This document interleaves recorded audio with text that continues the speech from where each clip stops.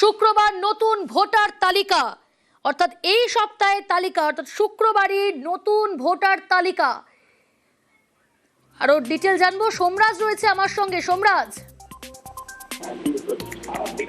দেখো, যেটা কমিশন সূত্রে জানা যাচ্ছে, শুক্রবারই সাপ্লিমেন্টারি তালিকা প্রথম পর্যায়ে প্রকাশ করতে চলেছে নির্বাচন কমিশন। তেমনটাই কমিশন সূত্রে জানা যাচ্ছে। তার কারণ ইতিমধ্যেই প্রস্তুতি নিয়ে নিয়েছে নির্বাচন কমিশন। এবং কমিশন সূত্রে যেটা জানা যাচ্ছে, আজ পর্যন্ত অভিযোগের নিষ্পত্তি যেটা করা গেছে, জুডিশিয়াল অফিসাররা যে অভিযোগের নিষ্পত্তি করেছেন, সেই যে অভিযোগের নিষ্পত্তি জুডিশিয়াল অফিসার করেছেন,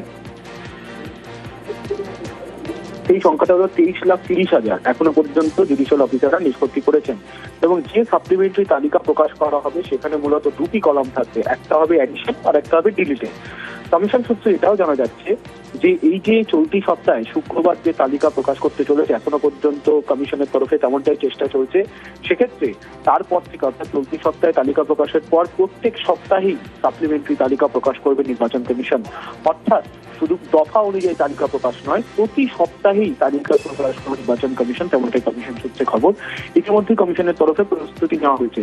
এবং কমিশন সূত্রে এটাও জানা যাচ্ছে, এই যে তালিকা প্রকাশ হবে যে দিন, তার 2-3 দিন আগে পর্যন্ত যে সংখ্যা নিষ্পত্তি হয়ে থাকবে তার নিরিখে সাপ্লিমেন্টারি তালিকা প্রকাশ করা হবে। তেমনটাই কমিশনের সূত্রে জানা যাচ্ছে। ইতিমধ্যে সফটওয়্যার প্রস্তুত হয়ে গেছে, জুডিশিয়াল অফিসাররা যেভাবে কাজ করবেন সেইভাবেই সাপ্লিমেন্টারি তালিকা প্রকাশ হবে। কিন্তু আজ পর্যন্ত কমিশনের সূত্রে যেটা জানা যাচ্ছে, 23,30,000 প্রায় অভিযোগের নিষ্পত্তি জুডিশিয়াল অফিসাররা করেছেন। বেশ।